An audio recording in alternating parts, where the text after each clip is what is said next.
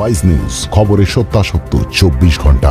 ঘূর্ণিঝড় রিমালের জেরে কমেছে তাপমাত্রা, তবে ভ্যাপসা গরমের দশা জেলায় জেলায়।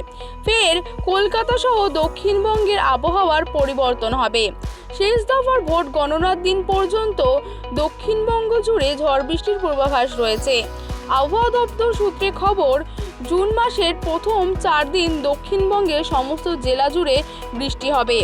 দিনের বিভিন্ন সময়ে বজ্রবিদ্যুৎ সহ হালকা থেকে মাঝারি বৃষ্টি চলবে। সঙ্গে 30 থেকে 40 কিলোমিটার এবং কোথাও কোথাও 50 কিলোমিটার বেগে ঝোড়ো হাওয়ার হলুদ সতর্কতা রয়েছে। বৃহস্পতিবার কলকাতা, উত্তর 24 পরগনা, দক্ষিণ 24 পরগনা, পূর্ব মেদিনীপুর, পশ্চিম মেদিনীপুর, ঝাড়গ্রাম, পুরুলিয়া, বাঁকুড়া, বীরভূমে হালকা বৃষ্টি হওয়ার সম্ভাবনা রয়েছে। শুক্রবার থেকে বিক্ষিপ্তভাবে দক্ষিণবঙ্গে বৃষ্টি শুরু হবে। আগামী 5 দিন উত্তরবঙ্গে ভারী বৃষ্টির সতর্কতা জারি করেছে।